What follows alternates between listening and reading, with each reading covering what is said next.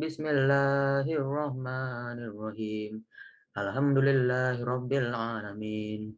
Wassalatu wassalamu alal asyrafil anbiya'i wal mursalin. Sayyidina Muhammadin wa alal alihi wa ashabihi ajma'in. Amma ba'du. Good morning, teachers, and good morning, parents. Let me introduce myself. My name is Bakal Bumi Akanubawa, and I'm from class 8D. Today, I'd like to present about the comparative research on the different teaching methods. First of all, I'd like to talk about the abstract behind this research.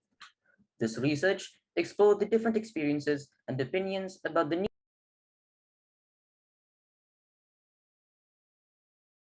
in order to figure out which teaching. Online school is no longer a new or unfamiliar teaching method, as it has existed since the mid-2020s. Since then, many people have used this method to do meetings, gatherings, and etc. And because of that, many people have been making improvements by creating new apps that can support online activities.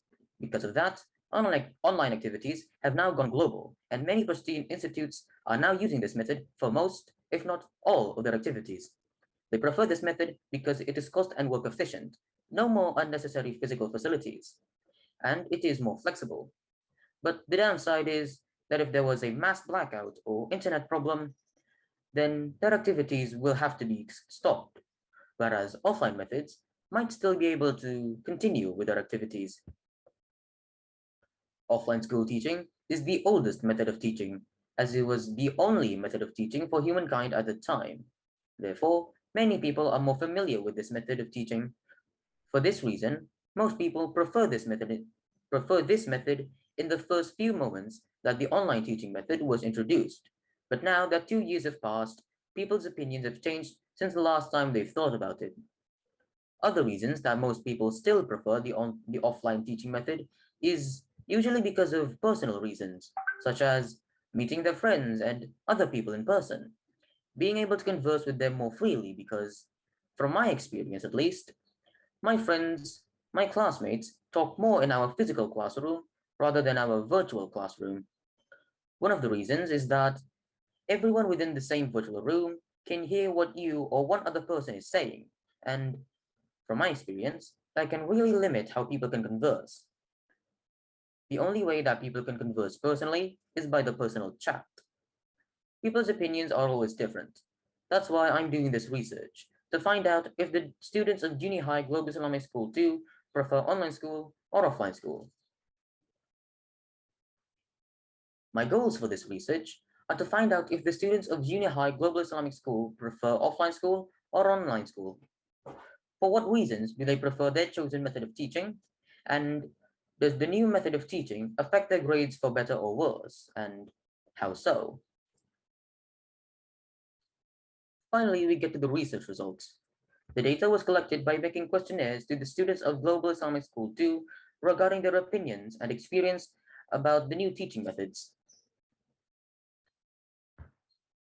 Based on the survey, you can see that most students prefer offline school, and a few of them online school. These students have their own reasons for their choices, and that's why we have questions 2 and 3. This is the list of answers for question 2. Now, unfortunately, I had to cut the list in half as it did not fit the presentation slide, and this is the same case with question 3. Most of the answers state that offline school is better, whether it's because they can socialize and interact with friends and teachers more, or that it has more potential than online school. But regardless, there are others that state that online school is better for its own reasons, of course. This is the list of answers from students on question 3. Most say that the new teaching methods don't make an impact on the grades. Some say that it's better than before, and others say that it's worse than before.